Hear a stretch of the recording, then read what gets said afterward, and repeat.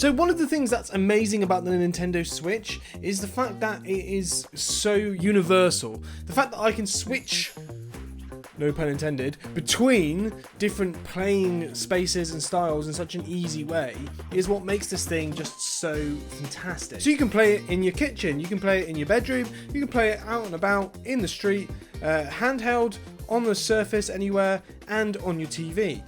But in order to play it with your TV, you need to have something to connect it to your TV. Now obviously it comes with a dock in the box and you sort of set that up in your base station, but if you want to be able to play it on any TV in your house, you're going to need another base station, you're going to need another dock, and that is what I'm going to be looking at today. Now I previously in the past tested a product from Alxum. Is that how it's pronounced? Alxum.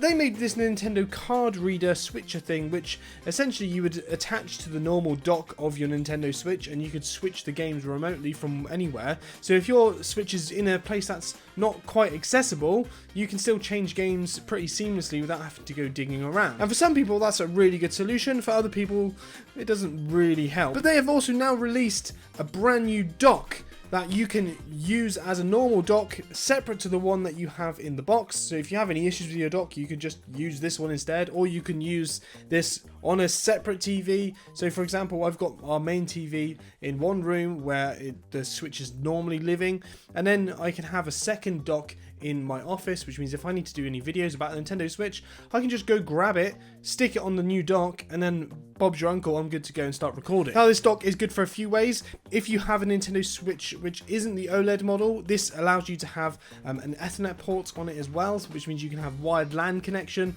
on this dock instead of your normal dock, which doesn't have that. You can fit up to 4 games in the back of this, and you can cycle between them by either pressing the button on the actual unit or by using the remote that's included in the box. The only issue is if you're in the middle of a game and that accidentally gets pressed, or someone presses it on purpose, then that is obviously going to randomly close your game in a really annoying place, as if someone just took the cartridge out. So that's something you just got to watch out for. You also, in some circumstances, get a second USB port.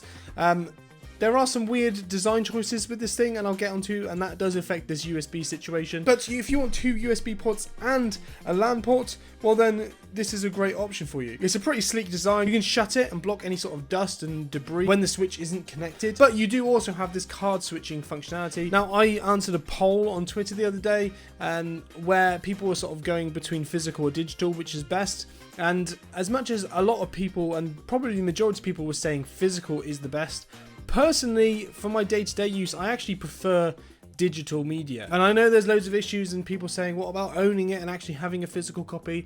I get that. I understand that it's not the same, and there's no resale value for digital media. However, the convenience about just having things installed on your console and just being able to switch it without having to fiddle around with discs and stuff like that, it does make it a lot easier. And if you have a Nintendo Switch, you probably do lean towards physical media because the digital media is so ridiculously expensive on their Nintendo Switch store. Like, Nintendo games are quite expensive and hold their value for quite a long time anyway. But if you're going to do that on the digital store where you can't sell it long term, then yeah, people are just going to buy the physical media. So when you have the Nintendo Switch installed onto this dock, it works like any other dock, except you have a little other cable that you stick into the card slot on top of the Nintendo Switch.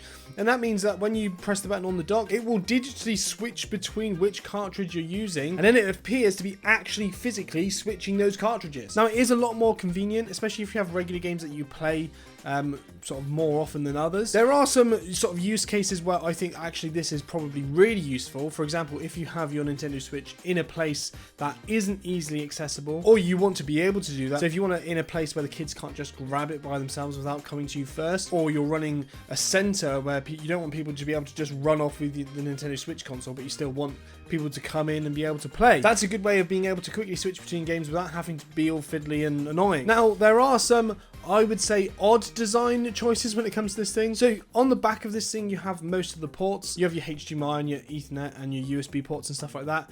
For some reason, the power port that goes into the actual dock, that for some reason is on the side. And then also, for another bizarre reason, that power port doesn't power both the switch and the stuff on the back for the switcher, it only powers the actual dock side of the unit.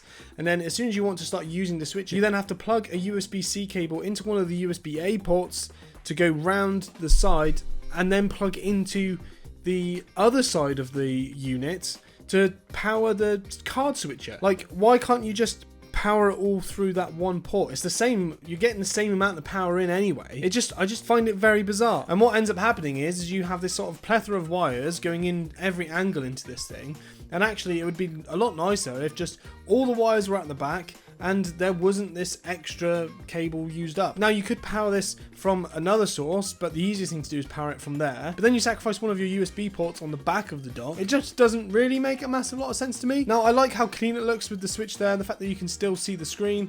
The only problem with that is that the screen is still visible, so if there are issues with things falling down, your screen is more liable to be sort of damaged than if it was in the original dock, where it's sort of mostly fully covered. The other issue is that it does just sort of sit quite precariously, and instead of the way that it's designed on the other dock is that you can just sort of slide it out. On this one, essentially, you could pull it forward because there's nothing stopping you doing that, and then you're sort of at risk of damaging the cables and the USB ports. So it's by no means a perfect design, honestly. It does give you more features. It does give you an Ethernet LAN port on the back as well, and the card switching is really good for people who want to have this locked out of the way so people can't just be accessing it and stuff like that.